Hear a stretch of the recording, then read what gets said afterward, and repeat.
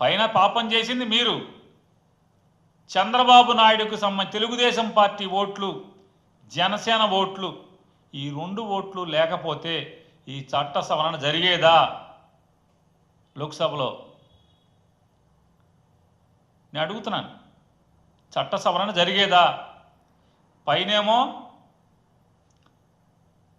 ఆ చట్టం సవరణ జరగడానికి ప్రధాన భూమికి మీది. మీరు లేనిదే ఆ చట్టం పాస్ అవ్వదు. భారతీయ జనతా పార్టీ వల్ల, మోడీ వల్ల అది అవ్వదు. ఎందుకని?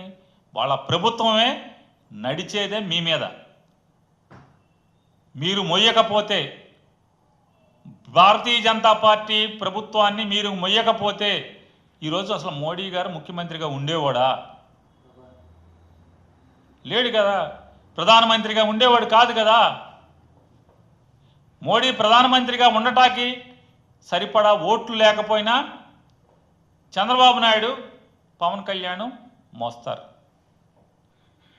మరి ఇటువంటి చట్ట సవరణలో మీరు ఇది తప్పు అని చెప్పి ఈ చట్టం మేము సవరణను వ్యతిరేకిస్తున్నామని కనుక తెలుగుదేశం పార్టీ, జనసేన పార్టీ చెప్తే ఇవాళ ముస్లిమ్స్కి ఈ దేశంలో ఇన్ని కష్టాలు లేవు కదా, ఈ రోడ్లు ఎక్కాల్సిన కర్మ లేదు కదా. ఇవాళ ఇంత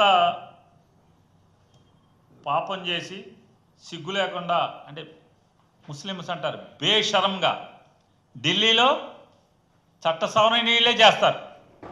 చట్టాన్ని మార్పుకి ఢిల్లీలో వీళ్ళే మద్దతిస్తారు. వీళ్ళ లేనిదే ఆ చట్టం పాస్ అవ్వదు, బిల్లు పాస్ అవ్వదు.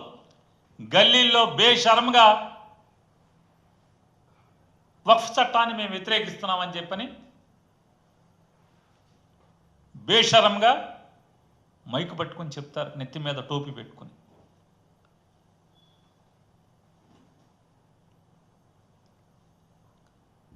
నారా లోకేష్ గారు ఆయన ఏఎన్ఐతో మాట్లాడాడు. ఏమని? YSR Congress party double standards, రాజ్యసభలో ఓటేయలేదు అని చెప్పాడు. నేను నారా లోకేష్ని ఎవరిది డబుల్ స్టాండర్డ్సా అనేది నేను కాసేపు చివరిలో మాట్లాడతాను, నారా లోకేష్ తంతు గురించి.